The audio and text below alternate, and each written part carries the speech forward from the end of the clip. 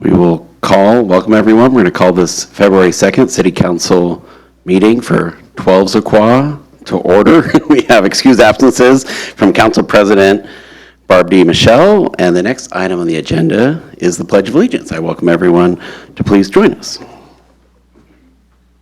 pledge allegiance to the flag of the United States of America and to the republic for which it stands, one nation, under God, indivisible, with liberty and justice for all. The next item of special business is ID 1953, Black History Month Proclamation. I'd like to invite Human Services Commissioner Manny Brown to the lectern.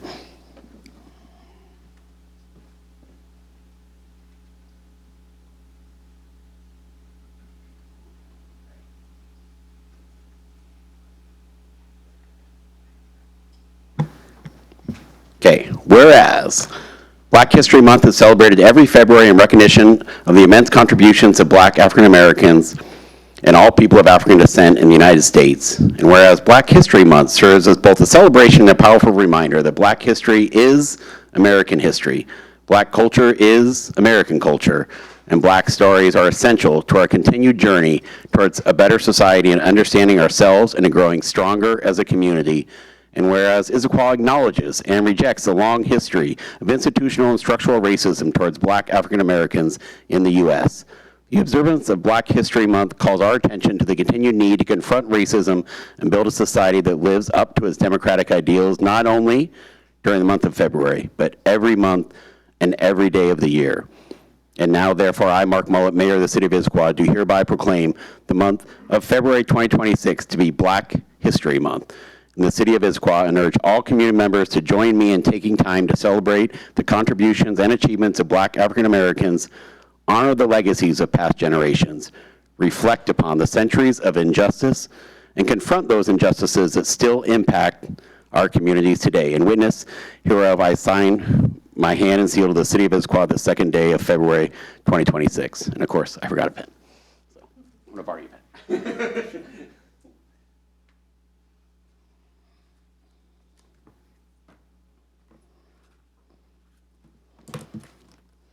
Right. The mic is yours. Well, thank you. Thank you, Mark Mullen, Mayor, and City Council members. It's an honor to accept this proclamation for recognition of Black History Month in the city and community of Issaquah. For those of you who don't know me, if you think I'm just going to come up here and say thank you, you are mistaken. I look out here and I see friends, family, fellow marchers, sign bearers, commissioners, board members, and allies that hold to heart what Black history means to America, and people of color, and the marginalized people.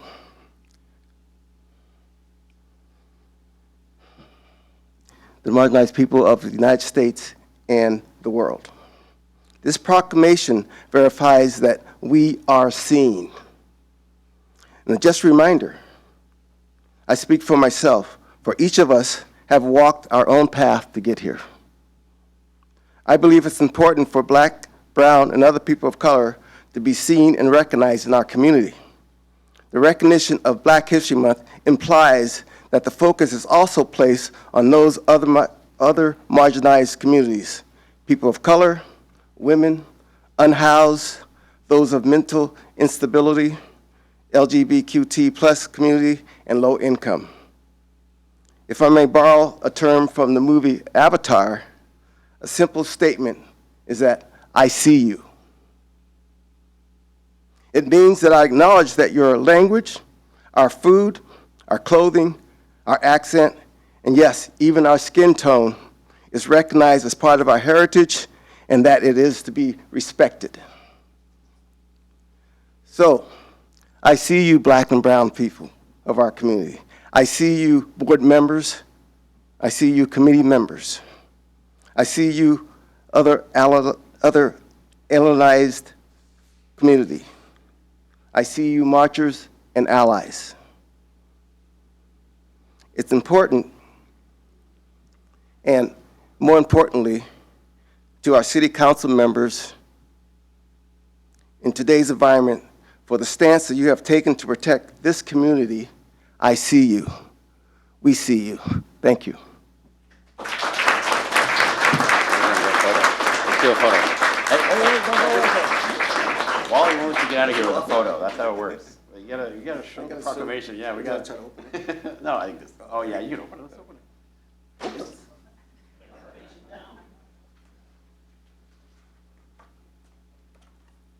That's the one in the font I can't read. Thank you. Thank you, Mayor.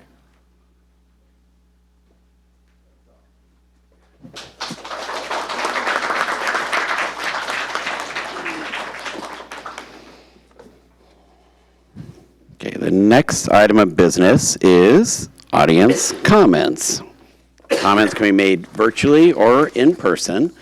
Those of you who signed up in advance will be called on first. If you're joining us virtually, you can raise your virtual hand, and if you're on the phone, *3 is your secret to letting us know you want to speak. If you're not in the room and did not sign up, there will be an opportunity for you to raise your hand after we've called on everyone who did already sign up. And our whole goal here is the audience comments. We want it to be 3 to 5 minutes. It's respectful dialogue. It's not back and forth. It's just you're able to inform the city council about what your concerns are. And Madam Clerk, is there anybody signed up? You can Yes. come up to the middle one here. The first person is Denise Darnell.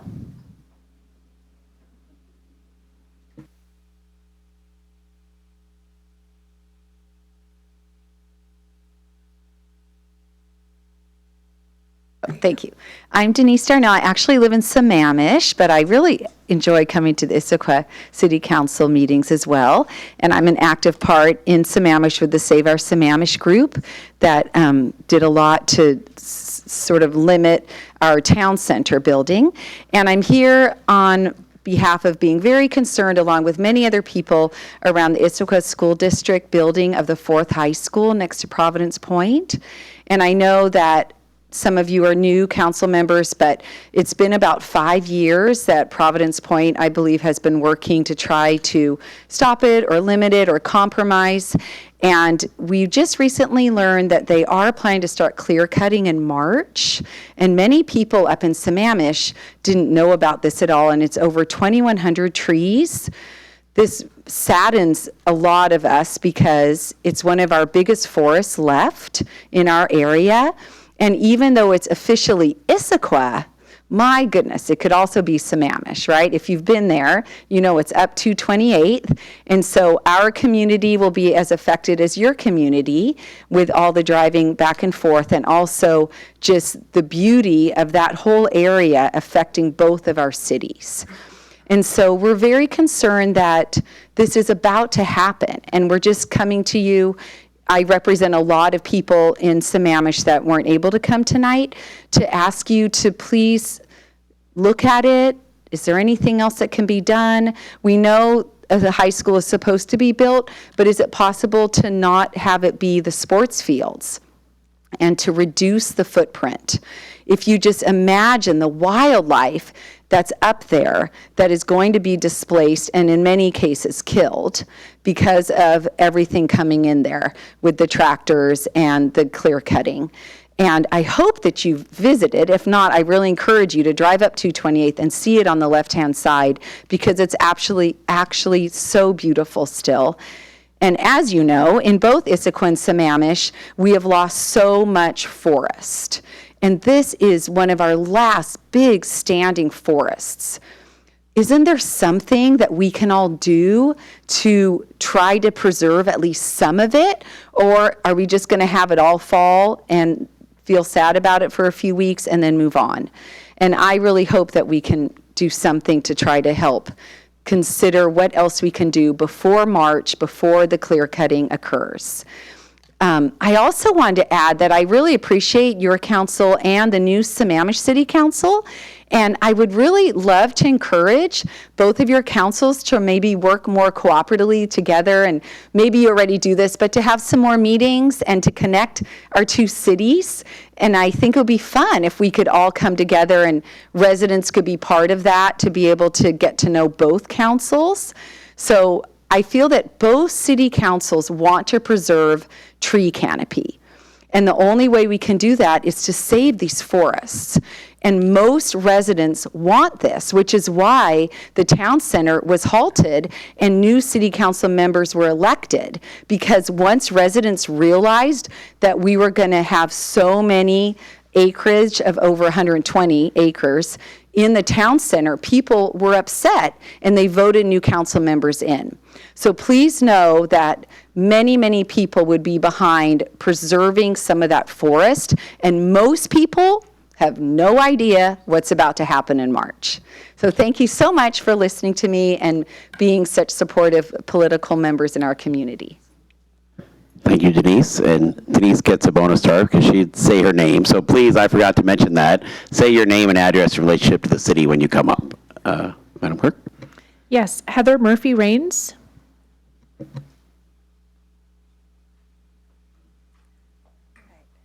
Hi, neighbor. I'm Heather Murphy Rains, 20-year resident of Sammamish, raised 3 kids in the Issaquah School District, and I thank for the opportunity to speak.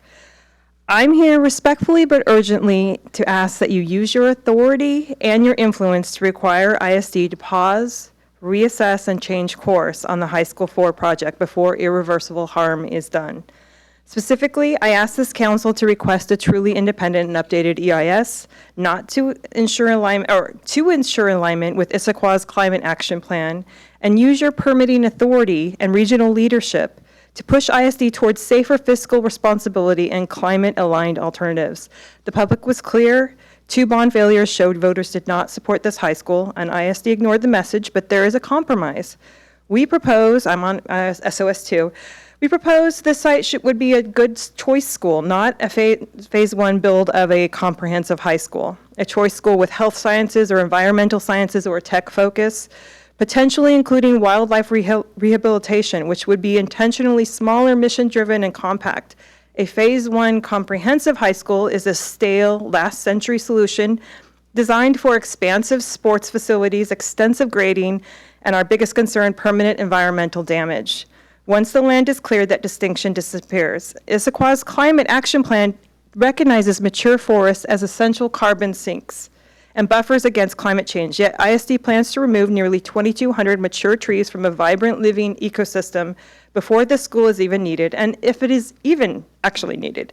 How does removing almost 2,200 mature trees align with the climate plan you guys have? How does clearing over 20 acres and 78% of the tree canopy align with the city goal of expanding the tree canopy beyond 51% in your plan to improve carbon sequestration, protect waterways, and preserve habitat? Not all trees are equal. A 100-year-old evergreen forest actively sequestering carbon, stabilizing soil, supporting wildlife, and protecting water systems is not interchangeable with saplings planted later for mitigation credits. Treating them as equal turns climate policy into symbolism instead of substance. Issaquah has made this mistake before. In the Highlands, Microsoft cleared large areas that sat unused for over a decade. Microsoft never built, but the environmental loss was premature and permanent. We should not repeat that error. The Sammamish watershed is already under stress and the kokanee salmon threatened. Clear cutting, grading, increased runoff, and crumb rubber athletic fields uphill from tributaries from Laughing Jacob Creek adds pressure to a species that tribes and conservation partners have worked for decades to protect. While recent efforts show promise, kokanee remain highly vulnerable to habitat loss, pollution, and urbanization. And oftentimes in cities, I know Sammamish does, I don't think you did, but we have land acknowledgements to the tribe, and I feel like we need to do, not just do lip service, that we need to be honoring stewardships, and simply reciting acknowledgements without, while we approve harm is not okay. We should show respect for the land demonstrated through decisions. And then onward to fiscal and enrollment, according to ISD's own data, enrollment declined by 3% as of October 2025. The district now averages 17,000 students driven by declining birth rates, housing affordability, and migration trends. This decline contributed to a third-party bond, which was downgraded this year further entrenches this enrollment loss. When this high school was planned years ago, ISD had 3,000 more students. So I don't understand why this rush to permanently alter land for a comprehensive high school model when ISD itself acknowledges shrinking enrollment and may need to recruit students simply to fill seats. That reality alone warrants a new EIS based on current conditions. So this is not just an environmental issue. The project funnels traffic into one of Sammamish's known choke points, creating daily congestion, serious emergency egress risks. Issaquah may issue the permits, but Sammamish residents absorb the impact. That is not regional cooperation, and honestly, sometimes it feels like it's being a bad neighbor. Regional impacts require regional accountability. There is time to right the ship, but the window is closing. Reasonable alternatives exist. Pressure ISD to commit to a true choice school, not a phase 1 comprehensive build. Push ISD to build only on the already cleared former college footprint. Delay or halt unnecessary sports fields, especially, so forests can remain as carbon sinks, with choice schools sharing facilities with existing high schools. Protect the kokanee habitat and downstream waterways. Better yet, push for ISD to remodel under the reutilize elementary schools. Once those trees are gone, they're gone for good. Thank you. Thank you. And next we have Mark Clemens.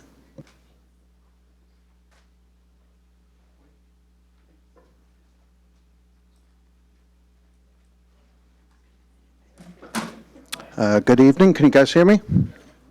So my name is Mark Clemens. I'm the Executive Director of Friends of Issaquah Salmon Hatchery, namely fish, and I'm here to share some fishy numbers with you this evening. In the fall, 6,000 Chinook and 6,000 coho returned to Issaquah Creek. From that, the hatchery obtained 3.5 million Chinook eggs and 1.2 million coho eggs for the next generation.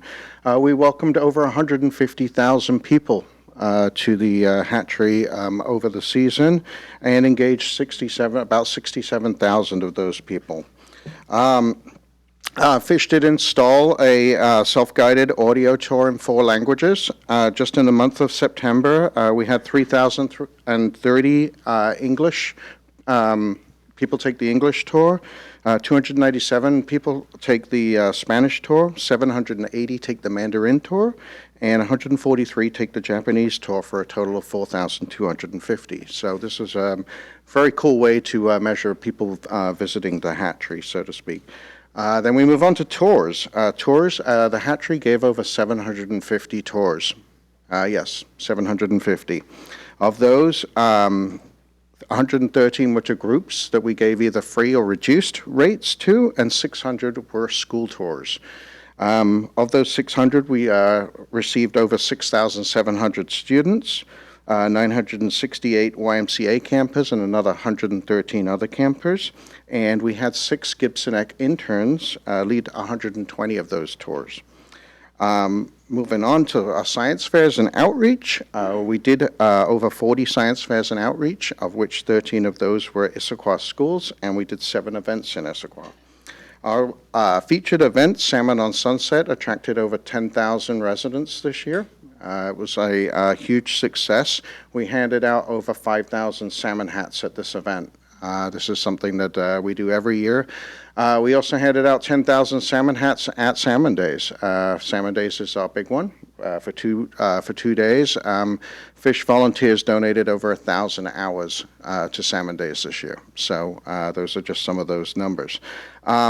So all in all, fish had a wonderful year. The fish are ready. They're going to be released April. Will be when the coho are released, and the Chinook will get released in May. And as a Niners fan, this is the only time you're ever going to hear this. Go Hawks.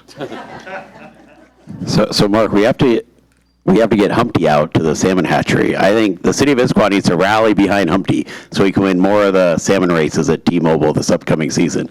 He needs our support. We have to try to figure out how we can make that happen. Next is Lisa Steele.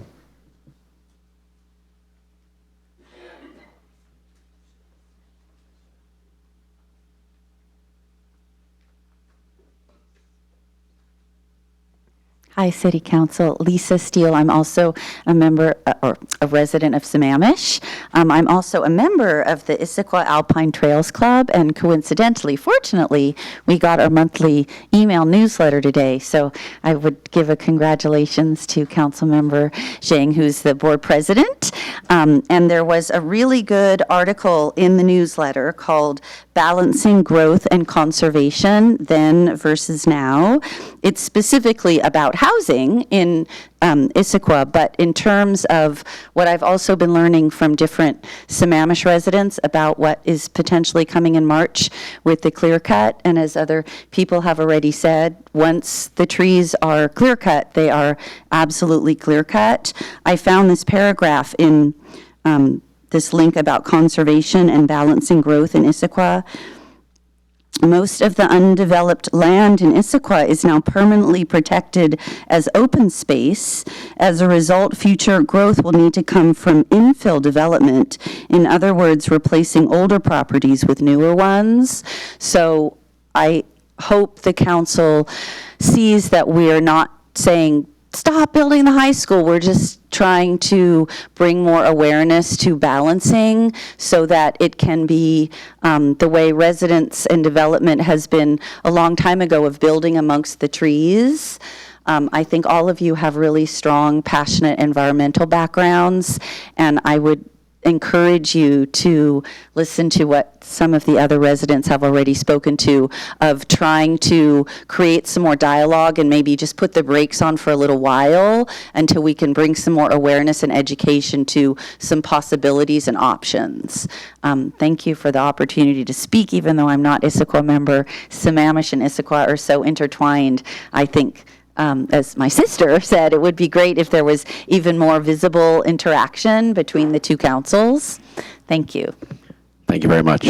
We always consider our Sammamish and Lakemont residents honorary Issaquah folks as well. It's good. Next is Bo Rains.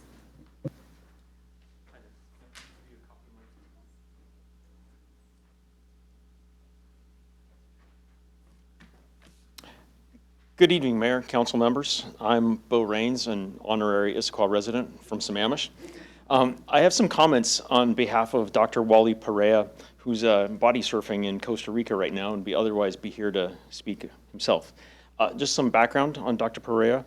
He is he's our region's leading environmentalist and has spent decades working to prevent the extinction of Lake Sammamish kokanee salmon. He earned his PhD from University of Washington's College of Fisheries and was recently awarded the Northwest Aquaculture Alliance's 2025 Lifetime Achievement Award, recognizing his extraordinary contributions to both aquaculture and fisheries. Dr. Perea is a founding member of the Kokanee Working Group, a collaboration of agencies, municipalities, landowners, and individuals dedicated to preventing the loss of Lake Sammamish kokanee salmon. As a tangible example of his commitment, 10 years ago, he personally funded and led the removal of a blocking culvert from his farm along Ebright Creek, tripling the available spawning habit for the kokanee salmon. And his comments start now. I'm very concerned about the negative impacts of the proposed Issaquah School District development project on our endangered Lake Sammamish kokanee salmon. The Issaquah School District is continuing with plans to remove more than 2,000 trees and level land for construction of a new high school, along with sports fields and related amenities, within the immediate watershed that supports Laughing Jacobs Creek, one of 3 most important spawning streams for Lake Sammamish kokanee salmon. This extensive development is in heavily forested watershed adjacent to Laughing Jacobs Creek, can reasonably be expected to have detrimental impact on kokanee spawning. We're already observing negative effects from upstream development on this run, and the ISD project, as presently designed, will likely reduce it further. The Kokanee Working Group submitted a detailed letter during the Environmental Impact Statement Review outlining serious concerns regarding impacts to Laughing Jacobs Creek and offering reasonable design changes that would reduce environmental harm. Unfortunately, the Issaquah School District failed to address these concerns in any meaningful way. With EIS approval now in place, Issaquah School District is moving forward without adequate mitigation.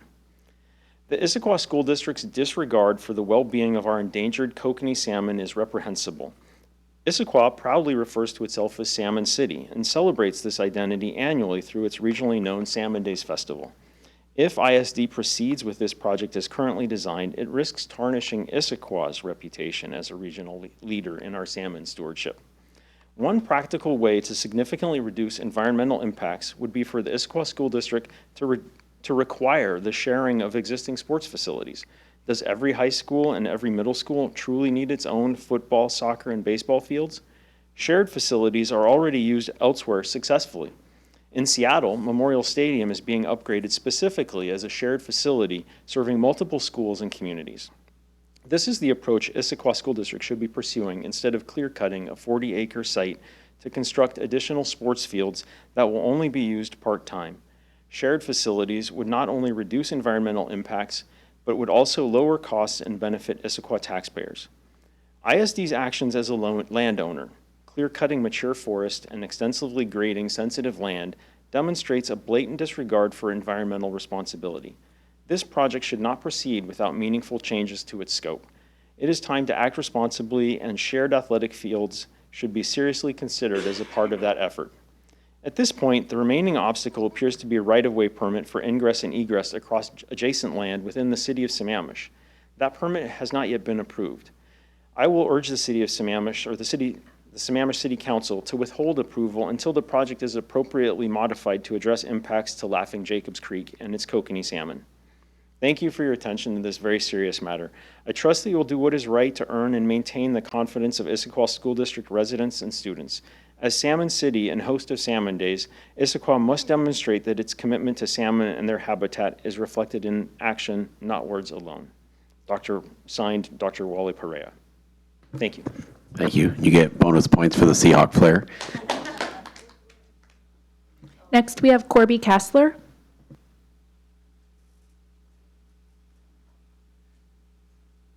Good evening, everyone. I'm Corby Kassler. I'm the Executive Director of the Downtown Issaquah Association and an Issaquah resident. Today I come to you with information. I'm not asking anything of you, but I thought you might want to know what we did in Olympia last week when we went to talk to legislators about the governor's budget. As you know, we are a Main Street community, and we are funded mostly through donations through the Main Street Tax Credit Incentive Program. As of now, the budget is flat from year over year, and we're hoping it stays that way, knowing the struggles the state is facing, as well as many others. So we understand that. We talked with the legislators to ensure that it was understood that Main Street has been an important impact on downtown Issaquah, as well as 79 other communities throughout the state. So I'm hoping you just pray with me that we get the funding that is necessary to keep our downtown thriving. On that matter, we've been doing a lot of listening to the community and doing some field work in a research study to ask people what they would like to see in downtown Issaquah and how we can improve it. It's been amazing just to hear from as many people who are so passionate about Issaquah and downtown. They feel such an ownership of it and want to feel a part of it. So the listening strategy was really important stop for us to look at our work plan and make sure that we're putting things in there that our residents are actually telling us they need for downtown. Businesses will come next. We'll also do a survey. We talk to them every day, but we'll also do a survey of businesses. But what we are hearing, and this is not going to be a surprise, is it's people versus cars. Traffic and parking, and we have a lot more data that I can share with you at a later date, but we are building an action plan around everything we heard. If we could even close Front Street for a little bit, people feel that that's their playground. I know that many of you feel the same way, but we'll come to you with all the variables that are in this study so that you understand as well as we do the passion behind it, the commitment behind coming to downtown and keeping our businesses afloat. People care. It's their downtown. Sometimes they feel they don't belong because the cars get in the way. They don't want to stay. They want to drive through or get to do what they're doing. We want them to dwell. So that's the work that we're doing over the next year, and stay tuned for our strategy based on this feedback. I look forward to sharing that with you. Thank you. All right. Go Thank you Hawks. Do I get a point? Yes, that's good. I think you have 7 people on the dais up here who love historic Front Street, so that was excellent. All right, we don't have anyone else signed up in advance to speak. Okay, this is the time when folks can raise their hand. Jay, I see you thinking about it. Okay, Jay, come on up.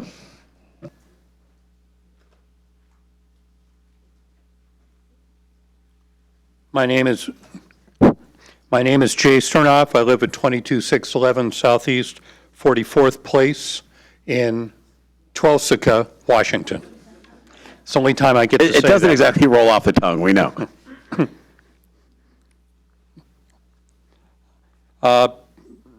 What I'd like to speak to is the transportation that goes by Providence Point, specifically the transportation plans that are being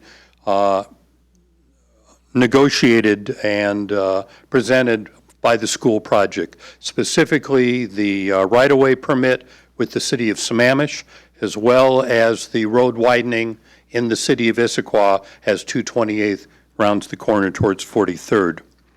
I brought along copies of Sammamish's transportation improvement plan as well as Issaquah's transportation improvement plan.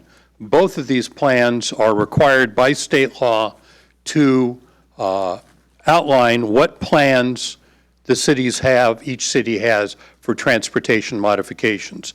And all of you who've been on the council for a while know that that's reviewed right around July 1st of every year, and those who are new will find that out. Anyway, with that said, going through both of these plans, there is nothing about a right-of-way permit. There is nothing about a road improvement permit. There is nothing about what's going on at the school. So therefore, what I am asking this body is to review the plans and determine exactly where the road improvements are going to be, even though most likely I believe the funding is going to be by the school district and not by the city. That still doesn't preclude what the requirement of the state law is, that every city has to have a transportation improvement plan modified every single year. And that's when I guess I'm asking you to review. I'm not only talking about the right-of-way permit that's going before Sammamish, but also there's going to be a road use permit. When they plan to take down those 2,100 trees, they're going to have to most likely remove them off the property. They're going to have to go from the city of Issaquah property onto Sammamish. They're going to have trucks, they're going to have mud on them, they're going to have to clean them up, they're going to have flaggers, they're going to control the traffic, what time of day, will it be for rush hour, pray to God there isn't a forest fire or something that's going on at the same time because the road hasn't been improved and can't handle the 4,300 trips that are planned for. With that said, there has been conversation tonight about a choice school or using less of the property. If you review the school board presentation of last Thursday evening, they specifically talked about what the plans are, and I don't know if all of you are specific to the knowledge, but originally they were going to have Plan 1A and Plan 1B, where they've made it Plan 1A and 1B and then a Plan 2. So they're only building a third of the school roughly at this point. And so they're going to build a parking garage and they're going to build a sports stadium. At the meeting the other night, they said they're planning on putting together some type of choice school. But they're not going to have any sports teams. But if you look at their aerial that they show, they're going to have a football field there. As the gentleman said previously, there's no question, they can call it Skyline High School South. They can go play 2.1 miles down the road to use those kinds of facilities. So those are all options. There was discussions about building this choice school, building it where the property's been cleared already. There was a Sisters of Providence school there. That property is cleared there. They don't need to clear the entire property. And I really request, after reviewing the road transportation, reviewing the lack of safety that's going to take place, because this will be the only high school that has one entrance and exit. All the others have two. I thank you for your time and hope that you can review some of these plans in the future. Thank you. Thank you. So, Jay, what vintage is this vest you have? Yeah, I don't see your current Seahawk vest for sale at Dick's. How old is that? How old is that? Yeah. Where'd you get it? I can't tell you when, but I've had season tickets since 1976. Okay. Sometime in the last 50 years. Is there anybody else for audience comments? in the audience. That is going once, going twice, and audience comments are now closed.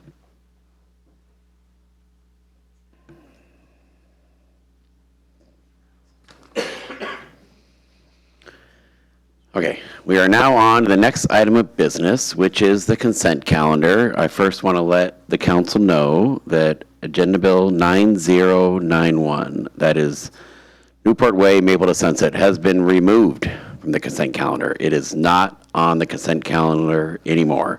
Are there any other committee chairs or chair designees who would like to report on any of the consent calendar items? And Deputy President Martz. Thank you, Mr. Mayor. So the Services, Safety, and Parks Committee met last week, January 27th at 6:30 p.m. And one of the things that we talked about is on the consent agenda this evening, which is Agenda Bill 9142, the 2026 Arts Grant Recommendations.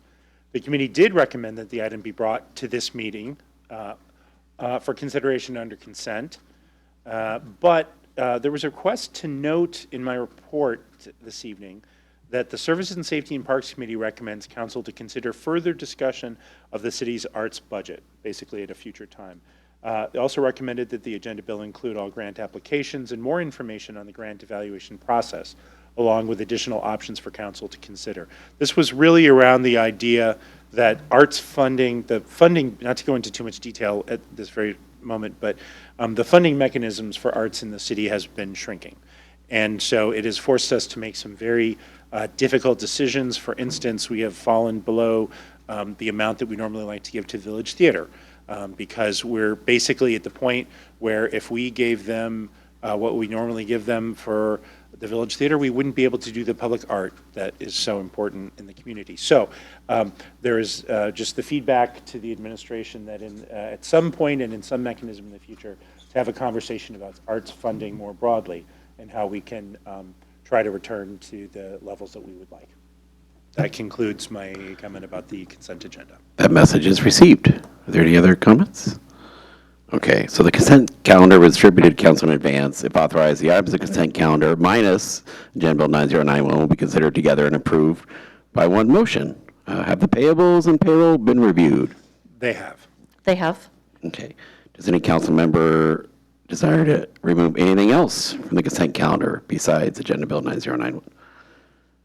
Not seeing any. Is there a motion?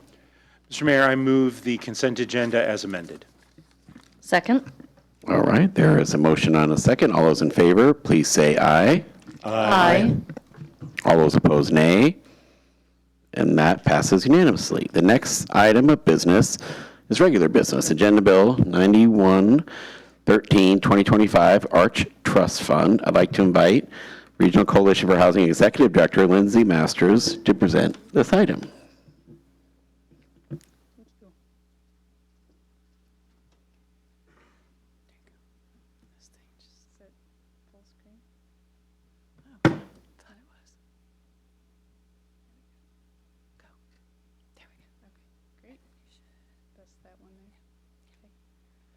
Good evening. Thank you for having me tonight. I get the pleasure of talking about the Arch funding round this year, which was our biggest funding round in the history of Arch. So lots of projects to talk about. I'll try to be efficient with my time. So I want to put this in context for you and talk about the range of ways that Arch serves our members to create affordable housing in the community. It involves a lot of things from the early planning and coordination with cities on the projects you're putting in place locally, but it also involves some direct funding, and that's the bulk of what I'll be talking about tonight. Okay, so the council knows if you have questions, just give my attention and we'll take them as we go. Great. Since Arch's founding, we have had what's called a Housing Trust Fund program. Some of you on the council have been familiar with that over the years. That has been the primary driver of affordable housing production in East King County, is our ability to put in local dollars and attract other investment here. And in recent years, we've also expanded our services to support City of Issaquah and City of Bellevue, which adopted the 0.1% sales tax, and are helping us to amplify those resources within your cities. Just a bit of background on the trust fund. This is an annual process. We collect contributions that are made on a voluntary basis from our members, and we put that into a shared pool and advertise that to the development community. Since the life of the program, we've put out over $120 million in resources. That's leveraged, I believe, close to $2 billion at this point, and over 110 projects. Those are distributed throughout the geographic region that ARCH supports, and we're over 6,000 units of housing and shelter. So this funding round, we had initially about $3.5 million to advertise. That grew over the course of the year as we were able to collect some loan repayments, have some projects return funds to us. So you can see the breakdown here. There's primarily general fund contributions, also some small bits of sales tax resources. And then it's adjacent to that were significant amounts of funds put out by City of Bellevue this year, as well as the IHIP program here in Issaquah. We also get a regular allocation of federal community development block grant funds that we're able to allocate through our process. Big picture context, I'm sure it's no surprise to you, trying to make affordable housing projects pencil is increasingly challenging for us, as well as for market rate developers. But there's some significant issues going on at the federal level with regard to affordable housing resources. All the projects that we might normally fund that rely on operating subsidies were pretty much pulled off the table this year because of what's going on at the federal level. At the state level, we did have a really robust state housing trust fund that was supported in the last biennium. But when you kind of filter that down to what's available for King County and then what's available for the types of projects we fund, it's not quite as big, but I'd say we were very successful this year in leveraging those funds. King County, similarly, their pot has been shrinking, relatively speaking. They had significant amounts of resources through a TOD bond. Most of those have been exhausted, so their pot has gotten a bit smaller. Each year, our board takes a look at how we want to position our program, and they set some priorities for us. Since our strategic plan was adopted in 2024, the board's been really focused on projects that can actually move and advance on a timely basis, and where we're going to get the most bang for our buck, produce the most housing. We also do have other really important goals that we keep in mind as we evaluate projects, but those are kind of the big two. I'm not going to go through this whole slide, but this is to say it's a very complex system that we work within to make sure all these resources are coordinated, not just through the trust fund, through your local program, but also with other funders at the state and regional levels, as well as private funders that we're increasingly trying to work with to help fill the gaps left by public dollars. So by the time these recommendations get to you, there's been a lot of evaluation, a lot of coordination, and of course we use a community advisory board to help shape the recommendations. So in summary, I mentioned this is the biggest funding round we've ever had as ARCH.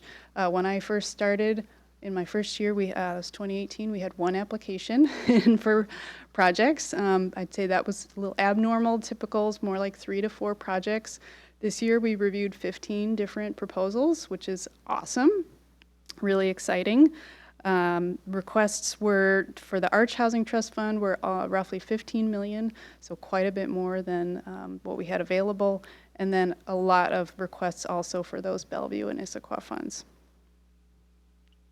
We were excited to get projects in 5 different jurisdictions coming forward, as well as to see pretty significant diversity in the types of projects, so not just all kind of large-scale multifamily rental, but also some home ownership, some smaller scale group home type projects, preservation, so it's great to see that diversity. So now I'm going to walk through the projects and not kind of cover everything on the slides. It's also in your packets, probably more detail than you want to read, but I'm happy to go into whatever details you'd like. So I'll start with the Bothell Urban Project. This has been in the planning phases for a number of years with the city of Bothell, which made surplus city land in its downtown available to a partnership between Bothell United Methodist Church and Bridge Housing, which is a California-based affordable housing developer that has expanded up here to the Pacific Northwest and has been a really great partner for us on a couple other projects. They came into us last year, but they weren't quite fully at the ready stage, so really we kind of filtered them last year based on they had to get a little bit further with their zoning permissions before and with their kind of site control agreement with the city. But this year they were really ready to go, and so our advisory board was excited to move this forward. It's going to have a pretty deep range of affordability. There's going to be a lot of focus on family size housing. So we and Bothell are both very excited to see this one go forward. The next one is a project located in City of Bellevue, currently owned by a developer called SRM Development. And they formed a partnership with HopeLink to create some family-sized affordable housing that would have specific units set aside for households that HopeLink can serve that are coming out of homelessness. So there's some robust services attached to this project. And previously, this came to us in a different iteration with a kids museum on the ground floor. That kind of came out of the project as that moved to a different site, and that allowed them to actually propose more housing here. So we were glad to see that. In this case, they requested $1 million. We recommended $500,000 and have worked with City of Bellevue to try to make up for that gap with some of their resources. Another project we're recommending in Bellevue is being developed by Imagine Housing called Forest Edge. This is located on property that's going to be purchased from St. Andrew's Lutheran Church. They are the founding church that actually created Imagine Housing many years ago, so they've had a long-standing partnership and lots of shared leadership within the organizations. They're going to be building 100 units there at 60% of median income. And it's going to be one of the first projects to take advantage of the city's density bonus program for religious sites. So that's something the city's really excited to see. Orchard Gardens, this is a project that has actually had a previous award from Arch, but has come back to us for additional funding due to cost increases in the project. We previously funded them at $600,000. We're recommending an additional award here. This was one of the few projects that could actually be eligible for the federal funds in our round, so that we made that match here. And we also have support from the City of Bellevue as well to put additional funds in this. These are going to be long-term affordable home ownership units, so Habitat will operate the development similar to a community land trust model where the homes will remain affordable in perpetuity. Kirkland House is located in a single-family home that's currently owned and operated by Porchlight. They've been operating a program there that serves men that are coming out of their shelter here in Bellevue. And they saw an opportunity both to kind of make improvements to that property, really increase the quality of life there, as well as expand and add some capacity to serve more people at the site. So our advisory board really liked that, felt good about the outcomes that they've been producing through that program model. And obviously the need for that step out of shelter is really significant. So we're glad they're going to be able to serve more people. This is a existing affordable housing project located in the city of Redmond, owned and operated by the YWCA, which you all probably are familiar with. And this came to our attention within the last year as they learned about some significant capital needs in the project, some water intrusion that was happening, and so they had a pretty urgent request to try to get some resources to address those upgrades. And their proposal, we were really happy to see, does not require any relocation or folks to have to move out during that period of time. They came up with a thoughtful plan to address those needs. Arch was, I think, able to put in as much as we could towards their request, and City of Redmond agreed to come in and supplement that. And we're hopeful that our commitment is going to help them become competitive for state preservation dollars, which will be available very soon. You all know this project very well. This is another one that has come to us previously for funding, and we made an award in the prior round for about $250,000. We've been very, very excited to see this finally move forward. This is one specific component of the project that actually the financial transaction won't happen till much further down the line when their unit is constructed and they're able to purchase that from the King County Housing Authority. So we've obviously known about this. We already supported the project. And now that they're a little bit closer to the actual development stage and are dialing in the costs a bit more, they did see a need to come back for some more funding. You will also probably see this through the IHIP program recommendations as well. I was asked to talk about the projects that were not recommended for funding, and I'll preface this with saying, remember the resources we had and the requests we had. Many of these I think our advisory board would have liked to fund if we had the dollars available.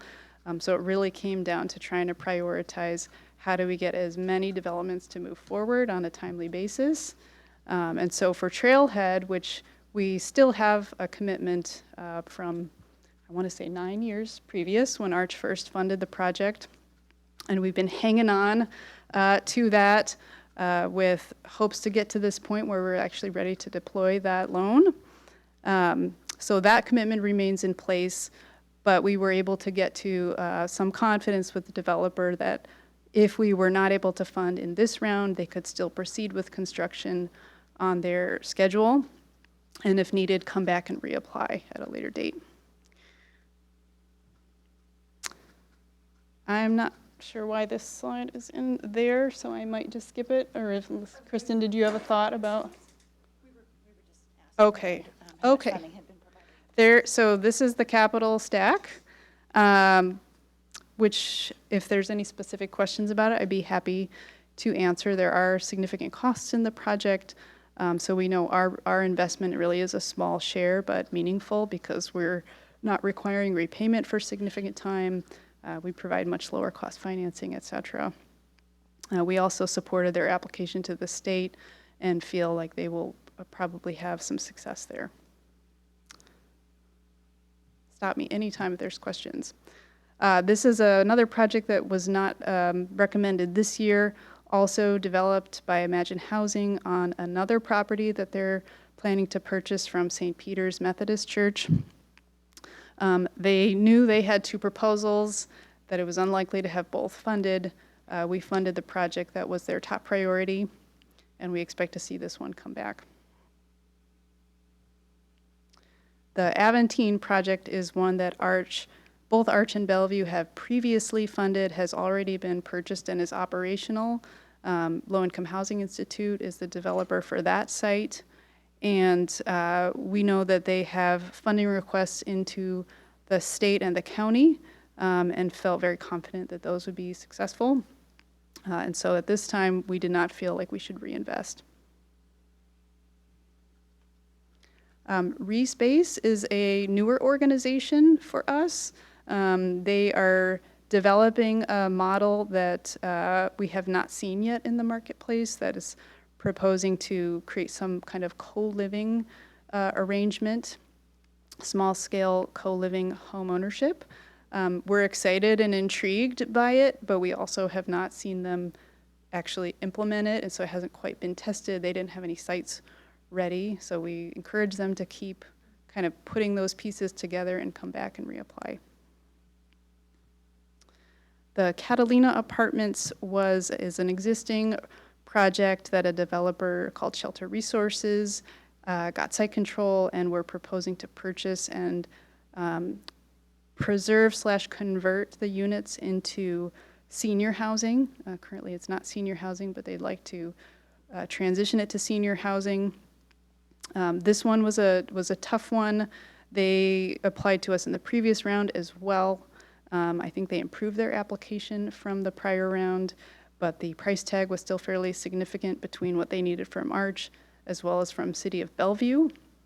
And there were some concerns that there were going to be displacement impacts in that project. They would have had to relocate quite a number of folks. So this one didn't quite make it up to the top. This is a project here in Issaquah that you all may be familiar with already. That's proposed to be a conversion of existing vacant offices into affordable housing. They proposed $2 million from Arch. This was another one that had some potential, but also some specific issues that we didn't see it moving forward on a timely basis. One of those was a issue going on where they've got some litigation going on that would disqualify them for bond financing from the state. It could be they resolve that and come back. Could be they proceed with the project without Arch funds. We're a pretty small share of their overall financing stack. So we're trying to keep in touch with this proposal, see if there are ways we can support it, if it does go forward, to make sure it's a successful project for Issaquah. So in summary, the red box here are the recommendations that are moving forward. There's over 500 units of housing that are supported with these awards in Bothell, Bellevue, Kirkland, Redmond, and Issaquah. And we're very excited to see these advance. So kind of big picture takeaways. This diagram like hits you over the head with, it was a tough round. This is the most number of projects our advisory board has ever had to look at. They really struggled with how to make the best use of the resources, but I think they did a really great job coming up with these recommendations. And so next year it could be a little bit different. We feel like we were able to advance quite a few projects, but we know there are going to be some coming back. So with that, I think we are proposing council action. Yes. To council for any questions. I do have one of my own. So federally, the low-income housing tax credit, the 9%, my understanding is last year they did up that amount by 12% going forward. So is that presenting any additional opportunities for Arch to access those kind of somewhat finite, precious 9% federal funds? You're very tuned in. I love that. It does increase that resource for the whole state and also therefore for King County, which gets a share of that. It was a 12.5% boost that we used to have in the program, and it went away. So it's sort of like it's being restored to what it used to be. But there's a connection there with what I mentioned earlier around federal operating subsidies. The way our state sets up policies for the 9% program, it really prioritizes the deepest levels of affordability serving the lowest incomes. Those are fairly dependent on those rental subsidies, those operating subsidies. So for the last 2 years, Arch has not been able to put a project together that takes advantage of that resource. We've been more often using the 4% and bond program, which serves slightly higher income levels, and trying to buy down some of those units to get to that deeper level. So complex answer, it helps overall grow the pie for the whole state and for our region here, but we haven't been able to draw that directly into East King County. Thanks for that. Nichols. Somewhat related question. You said that the orchard, was the habitat complex, I forget the full name of it, but orchard something, was the only one that was able to qualify for federal funding. What was unique about that allowed it to? They had already planned on utilizing some federal dollars.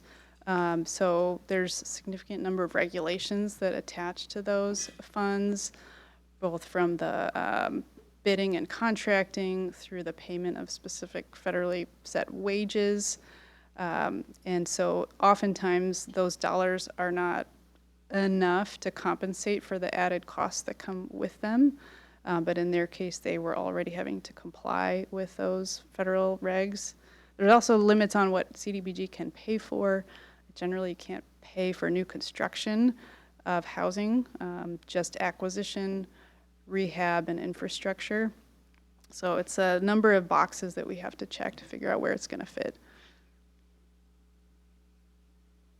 Okay. Not seeing any other questions. Is there a motion?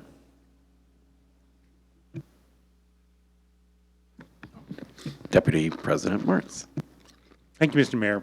I move to approve resolution number 2026-05, authorizing the duly appointed administering agency for Arch to execute all documents necessary to enter into agreements for the funding of affordable housing projects as recommended by the Arch Executive Board, utilizing funds from the city's Housing Trust Fund. Second. Okay, there's been a motion and a second to approve resolution number 2026-05, authorizing the duly appointed administrating agency for Arch to execute all documents necessary to enter an agreement for the funding of affordable housing projects as recommended by the Arch Executive Board utilizing funds from the city's Housing Trust Fund. It has been moved and seconded. Is there any council discussion? Councilmember Walsh. Thank you. Yeah, I just want to say I appreciate the presentation coming out. I know it is a very tough set of work to choose between a lot of really great projects. And I think one of the many things that I love about being a part of Arch is that you guys do that work, you know? And so it's nice for us to recognize that you have evaluation criteria, that you are looking to maximize the use of dollars, and that we know that our contributions are contributing to the overall region and supply of affordable housing. Like you said, I do really appreciate that this wasn't just creating new rental apartments, it was also home ownership opportunities and other things that were preservation. So I think this was a really good representation of how far our dollars can go in presenting a lot of different projects. So I will be supporting this. All right, excellent. With that, all those in favor, please say aye. Aye. All those opposed, nay. And that passes unanimously. At this point, normally we would let Lindsay phone a friend to the next one, but I think you are the friend you're phoning. I think you get all the above here. So the next item is Agenda Bill 9145, revising Arch Down Payment Assistance Program. And you're back up.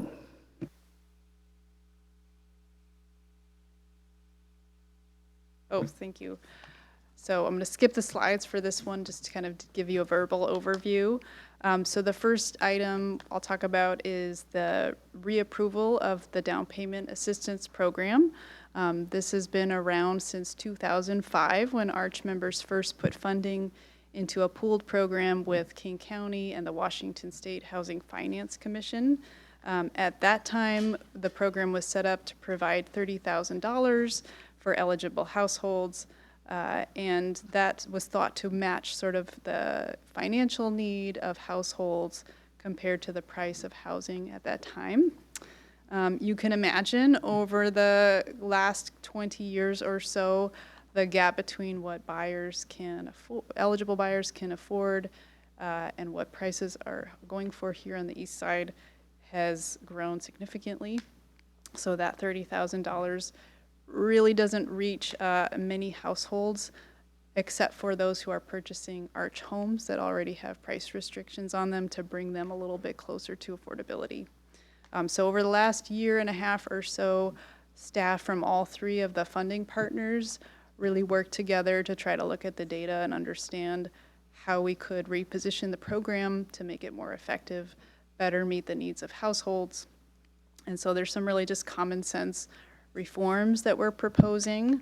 Happy to go through any details if you like, but we're trying to make it in general a more affordable loan type for buyers. The interest rate's going to come down.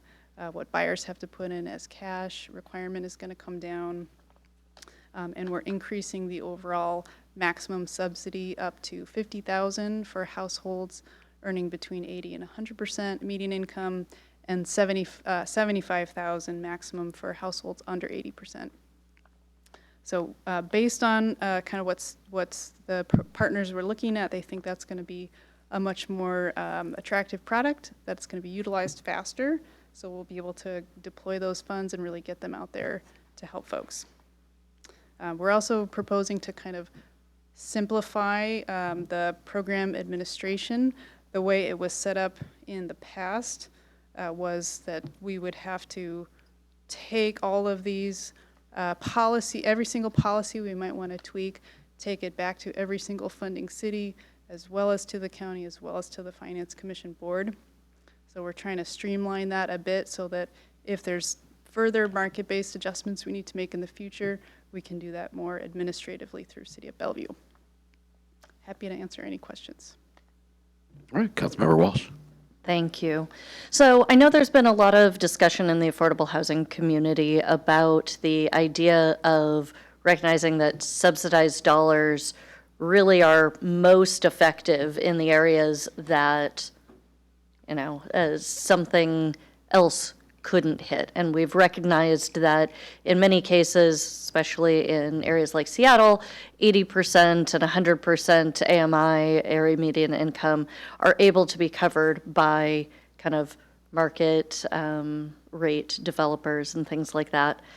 So I was kind of surprised to see this proposed as an increase for area median income from 80% to 100%. I think the other pieces of this make sense to me.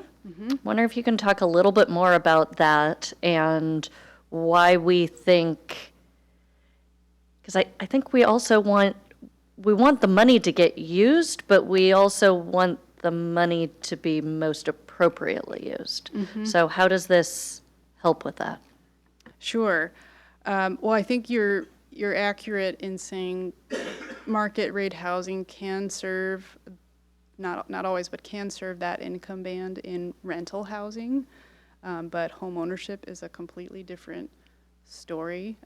The market is not creating home ownership anywhere close to 100% AMI.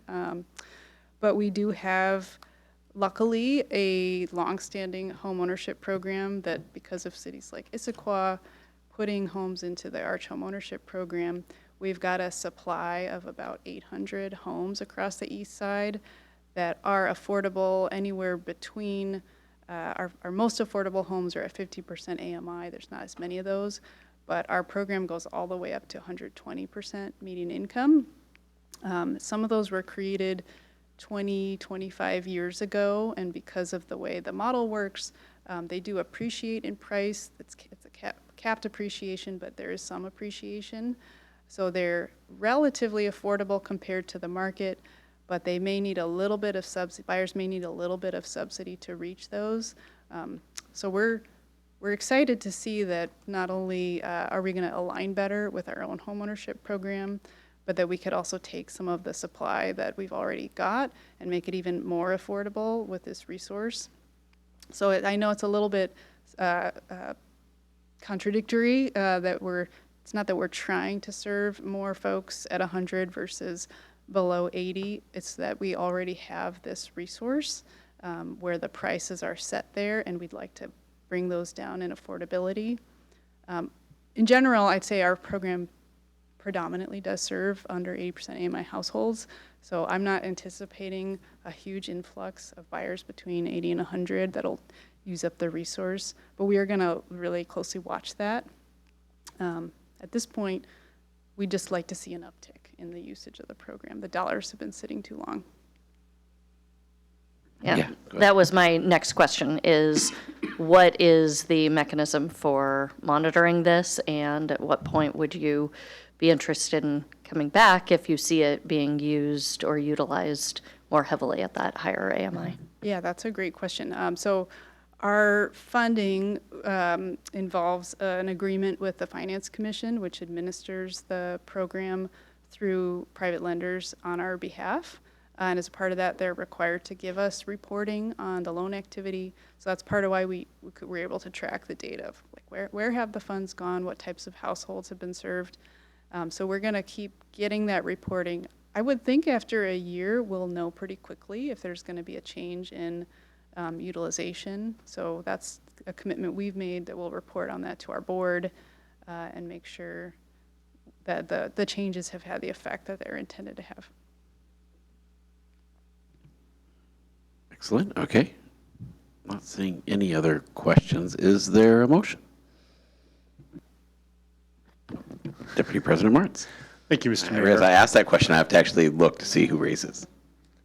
Thank you, Mr. Mayor. I move to approve resolution number 2026-06, authorizing revisions to the terms and conditions applicable to the House Key Plus Arch, East King County, Down Payment Assistance Program, authorizing execution of related agreements, and ratifying prior actions taken in support of said program, all as recommended by the Executive Board for a Regional Coalition for Housing, ARCH. Second? All right, there is a motion and a second. Is there any other discussion? Not seeing any. The motion for the council is to approve resolution number 2026-05, authorizing the duly appointed administrating agency for Arch to execute all documents. Oh, 22506. I go back up. Thank you. Tish is paying attention. I like it. So the motion is to approve resolution 2026-06, authorizing the revisions to use terms and conditions applicable to the House Key Plus Arch East King County Down Payment Assistance Program, authorizing execution of related agreements and ratifying prior actions taken in support of said program. All is recommended by the Executive Board for Regional Coalition for Housing. Has been moved and seconded. All those in favor, please say aye. Aye. All those opposed, nay. Not seeing any, and that passes unanimously. I think, okay, so now the final item on regular business, Agenda Bill 9146, delegating Arch administrative duties for pre-2010 projects. Lindsay, you're back.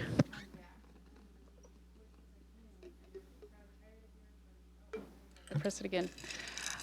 So this is the last one. It's primarily a housekeeping item, but it's something that we think will be a good streamlining measure for Arch. So the background is prior to 2010, under our interlocal agreement, we did have a housing trust fund. We were pooling resources, allocating those through Arch's governance structure, but the legal structure was not there for us to have centralized contracting, so every single jurisdiction had individual contracts with those projects at that time. There were over 60 projects from that time period of Arch, and those are projects that are getting older, are most often needing to seek refinancing. Those are just kind of in the course of the life cycle of those projects. So it's come to our attention that it would be more cost effective for Arch, for the project developers, for us to be able to consolidate the administration of those contracts with Bellevue, which is what we do, which was what we've been doing since 2010, but we've got this legacy of older projects. This was actually contemplated in our interlocal when that was rewritten in 2010. It had specific call out that empowered jurisdictions to take those old contracts and ask Bellevue to administer them. But there's some, I think, missing dotting of T's, or dotting of I's, crossing of T's. So we are now coming back to you to make sure we've got all the formal approvals to do that, and would be happy to answer any questions if there are any. Looking, not seeing any. All right. Is there a motion? Mr. Mayor, I move to approve resolution number 2026-07, authorizing the delegation of administrative duties to Bellevue for Arch Housing Trust Fund financing agreements that predate the 2010 interlocal agreement amendment. Second. All right, there's been a motion and a second. Is there any other discussion? Not seeing any further discussion. The motion for the council is to approve resolution number 2026-07, authorizing the delegation of administrative duties to Bellevue for Arch Housing Trust Fund finance agreements that predate the 2010 interlocal agreement. All those in favor, please say aye. Aye. All those opposed, nay. And that passes unanimously. Thank you very much, Lindsay. The last time I was on the council, it was Art Sullivan in your shoes. It's nice to see that Arch is in good hands under your stewardship.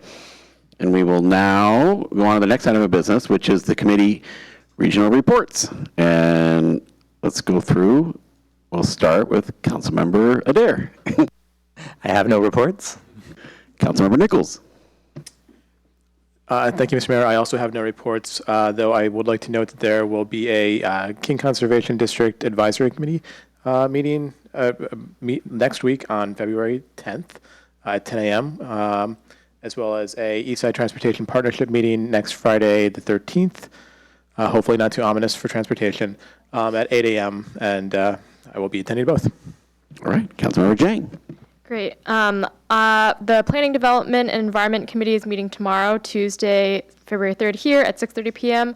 We'll be talking about fee waivers for early learning facilities, the 2026 docket of proposed comprehensive plan amendments, and the 2024 greenhouse gas inventory and climate action plan update. And the King County Regional Homelessness Authority Governing Board is meeting on Friday, February 20th from 1 to 3 p.m. virtually. And that concludes my report. All right, Councilmember Joe. Thank you. The Mobility and Infrastructure Committee was scheduled to meet on the 10th of February. We are going to cancel that meeting. We were going to look at the landscaping, the street standards landscaping update. We are going to combine it with amendments to street standards utility facilities in March. So we're just going to just combine all the street standard stuff into one meeting. Lodging Tax Advisory Committee will be meeting on February 23rd. We'll be reviewing the applications for funding and making some decisions and recommendations to come back to council for the funding year. Cascade Water Alliance, we had our last meeting on January 28th. The update from Cascade will be sent out to you via email. It was just sent to us by staff a day or two ago. The next board meeting will be February 25th. The Public Affairs Committee was supposed to meet on February 4th, but that meeting's been canceled. One last note with Cascade. As you know, they're going to be doing a great deal of big infrastructure projects as we build a pipeline from Tacoma and connect it to our system up here. They're starting a Cascade Supply Program Board oversight group, and they're having a special workshop on March 6th from 9 a.m. to 2 p.m. that I'm sure our mayor will be attending because that's a very long and important meeting, and that's a Friday. So we expect reports from that as we go forward, as we invest hundreds of millions of dollars in infrastructure. It's going to be a long, ongoing project over 15 years, but 15 years can go by just like that. That concludes my report. Thank you. All right, Councilmember Walsh. Thank you. I haven't been to any meetings to summarize, but Eastside Fire and Rescue will meet next Thursday at 4 p.m. at headquarters, and the agenda includes adopting our 2026 priorities. That concludes my report. All right, and Deputy Council President Martz. Thank you, Mr. Mayor. The Sound Cities Association Board of Directors met in person and remote at 9 a.m. on January 21st, and it was the first meeting of the year. So I would say that all the topics were housekeeping or set up for the year. There was nothing meaty. I will point out that the 2026 SCA Board and Committee Orientation is this Wednesday, February 4th from 6 to 8 p.m. at SeaTac City Hall. All 2026 SCA Board and Committee appointees should plan to attend this orientation. All members, city elected, and staff are invited and encouraged to attend. So this is where you find out about how SCA caucuses work at the various county and PSRC organizations to which SCA is a member. Then the upcoming SCA PIC meeting is Wednesday, February 11th at 7 p.m.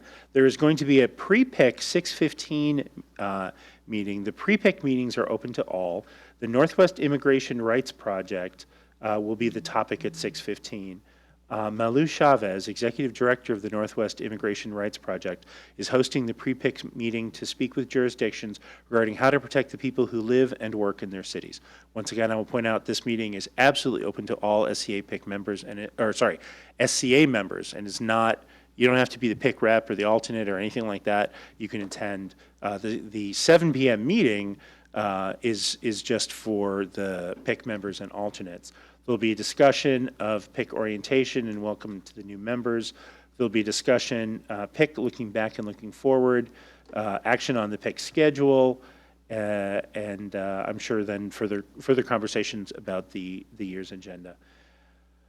The Services, Safety, and Parks Committee met at 6:30 p.m. January 27th here in Chambers. I already mentioned about the arts funding. Additionally, we took up COM 0202 Issaquah Housing Investment Pool, IHIP, funding recommendation. The committee recommended to place this item on consent on the February 23rd council regular meeting agenda, adding the full presentation as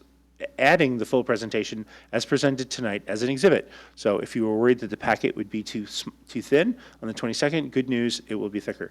The committee also recommended that staff encourage collaboration with the developer for Parks by Vintage to make their proposal viable for the next IHIP funding cycle. This was one of the proposed projects that you heard about this evening, also from Arch. So there was interest from the committee that although they were not recommended for nor received any funding this cycle, there was a lot of interest in our trying to help them for the next cycle, because IHIP money will regenerate itself year after year, and so there will be more money down the road. Then we also looked at COM 0206, Park Rules and Regulations. The committee recommended that our peer cities' rules and code be reviewed and considered, along with having a focus on equity.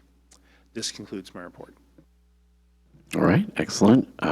First item on the mayor's report, the boardwalk on SR 900. We reached out to WashDOT today, and we were told it will be fixed this weekend.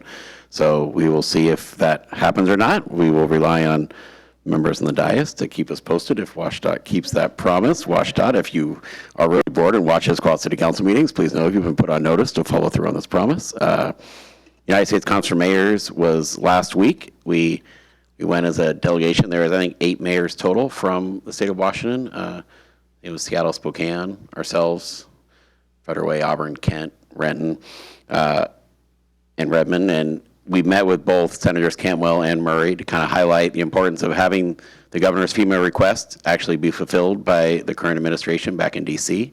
I think that would benefit us to the tune of roughly $125,000. Our neighboring cities had a little bit more money on the line for the flood help from December. We never did get the bomb cyclone FEMA request ever approved, so we're kind of putting a full court press on our senators to try to encourage the administration to get this one to the finish line. And we did highlight the importance of the Issaquah Sound Transit line kind of helping to end the transit desert that is East King County. In terms of the next item, welcome to 12 Issaquah. And I know, I'm proud to claim that from now through the Super Bowl on February 8th, Issaquah will be known as 12 Issaquah. And the spirit of 12 mirrors the values we share in Issaquah: unity, perseverance, and community pride. While 11 players take the field, it's the fans whose passion and support help power the team forward. And this Thursday, we invite everyone to bring your energy to the Seahawks rally at City Hall on Thursday the 5th. As we turn the town blue and green, we'll be on the steps of City Hall at 3:30. There will be the Issaquah High School Marching Band. You can wear your Hawks gear. And yes, the first 50 fans will receive a special giveaway. So 12 Issaquah flair, and everyone can enjoy your photo booth and a chance to snap a picture with Sasquatch, with more surprises still to come. So, you know, our friendly bet with Somerville, which is a town outside of Boston of 80,000 people, where marshmallow fluff was invented. And so, yes, after we win the Super Bowl, we come back here, we will have a lot of marshmallow fluff. And I've been informed the Fluffer Nutter, I think, is supposed to be an amazing sandwich. And at our next council meeting, we will provide Fluffer Nutters, courtesy of Somerville, Massachusetts, after the Hawks win. Upcoming events in the community. We have a Valentine's Day dance on February 7th at the Issaquah Community Center. Come on down, celebrate Valentine's Day, and register on our website or at the door. Issaquah Preschool Fair, Sunday, February 8th. This is a free drop-in event. Help families with young children explore local preschool options all in one place. Meet local preschool providers, ask questions, and learn about the programs available while your child enjoys Seahawk themes, crafts, playground time, and interactive classroom activities. This event is before the big game from 10 a.m. to 12 p.m. at the Hawley Street Early Learning Center. It's open to all families. And finally, the Blakely Hall Watch Party is Sunday, February 8th. And if you're not sure where to watch a big game, head over to Blakely Hall for a free watch party, courtesy of the Highlands Youth Advisory Board and Highlands Fiber Networks. Drinks and snacks will be provided. There is no cost in admission, and the doors will open at 3 p.m. Go Hawks. And does anybody else on the council have anything for the good of the order? Deputy President Martz. Thanks, Mr. Mayor. You know, I don't always know how many people watch all these meetings all the way through to this point, but I know one person who will be watching this meeting all the way through, which is Council President DeMichelle. So I'm sure I can speak for all of us when I say, Barb, wishing you a speedy and complete recovery. Thank you. Well said. And our next council meeting will be on February 9th. It's a special city council meeting at 6:30 p.m., half hour earlier than the normal start. And the topic will be transportation. We'll have discussions around the pavement management program, the transportation benefit district funds, and everyone's favorite, Metroflex. Mr. Mayor? Yes. I just forgot, if I could just announce, we heard about the FISP passage topic at our last meeting, and the FISP passage meeting that WashDOT will be doing will be on Thursday, February 5th at Sunset Elementary School at 6 p.m. if any council members are interested in attending and giving any information or support to our neighbors that might be affected by those lengthy projects. Thank you, Councilmember Cho. And for the viewing audience, once again, it's 6 weeks in March and April. Northwest Sammamish Road will be closed, and then it will be closed again from July through November. So it's going to impact, it will be a tremendous impact, not due to our choice, but this is necessary WashDOT culvert work. There is no executive session tonight, and being no further business for the council, this meeting is adjourned at 8:24.